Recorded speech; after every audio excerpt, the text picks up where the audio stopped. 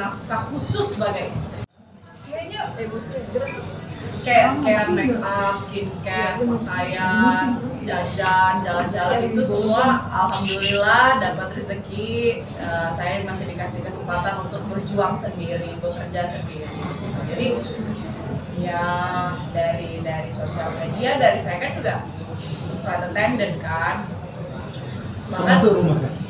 Nah, ini permasalahan yang besar yang saya itu sudahlah. Maksudnya saya paham rumah tangga kan pasti memang ya kalau dikasih rezeki ke istrinya alhamdulillah, dikasih ke suaminya yang dapat rezekinya juga di suami ya berarti lebih baik gitu kan. Nah, ini rumah, masalah rumah. Mohon maaf, untuk rumah itu semua full biaya dari saya. Down payment, cicilan, setetek bengeknya gitu ya. Nah, tadinya saya itu rumah saya nggak mau mempermasalahkan gitu, karena saya tahu itu kan dibelinya saat setelah menikah, jadi jatuhnya kan harta bunuh diri. Tadinya tuh saya udah kayak ikhlasin lah, terserah itu masalah rumah, biarin aja. Tapi makin kesini karena ngelihat perlakuannya Mas Carlos yang boleh kan saya bilang beliau sudah zolim ke saya gitu ya. Jadi saya berpikir lagi, perasaan saya ini menikah sama kamu juga, kamu gak ada ruginya sama sekali loh dalam materi ataupun bahkan saya juga gimana ya ya pokoknya nggak yang merepotkan dia gitu kan, nggak merugikan dia, nggak menyusahkan dia. Tapi kok dia memperlakukan aku begini pada akhirnya. Jadi saya memutuskan untuk rumah itu supaya adil dihibahkan ke anak. Adil dong, dihibahkan ke Marco untuk tabungannya dia, untuk masa depannya dia. Saya minta itu baik-baik dari tanggal 3 Mei. Dari tanggal 3 Mei sudah saya bicarakan. Tapi maksudnya jadi ada akta pernyataan yang harus ditandatangan bersama gitu ya di depan notaris. Saya minta waktunya untuk beliau tanda tangan, dia sudah mau itu. Sudah saya kirim draftnya dan saya tanya berhari-hari gitu, saya tanya kapan bisa tanda tangan, kapan ada waktunya bisa tanda tangan. Nggak dibaca, nggak direspon. Dibaca tapi tidak dibalas, tidak direspon. Sampai puncaknya kemarin yang menghubungi saya malah si lawyer yang sangat luar biasa itu ya. Jadi kesimpulan Mbak Arpita ini terkait rumahnya, Mbak Arpita ini hanya minta tanda tangannya supaya kita sepakat rumah ini jadi hak anak, biar Arpita yang bayar. Ya. Itu ya. Jadi biar Arpita nanti yang bayar cicilan rumahnya, tapi kita sepakatin bahwa rumah ini sudah menjadi hak anaknya nantinya.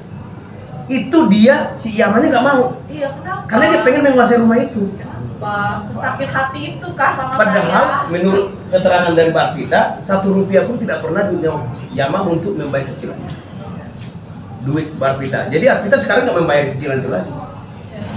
Mbak Arpita mau melanjutkan cicilan rumah itu jika ada perjanjian atau dinotariskan bahwa rumah tersebut setelah selesai kreditnya, maka rumah tersebut menjadi hak miliknya Marco. Itu penegasannya sebenarnya. Yang mana sih Yamannya nggak mau. Saya pikir kita manusia cukup adil lah.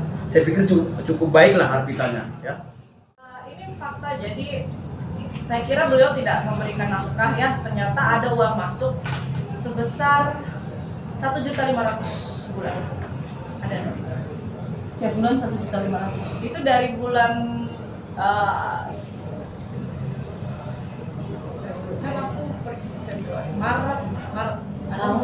Maret, April, bulan ini belum ada sama sekali.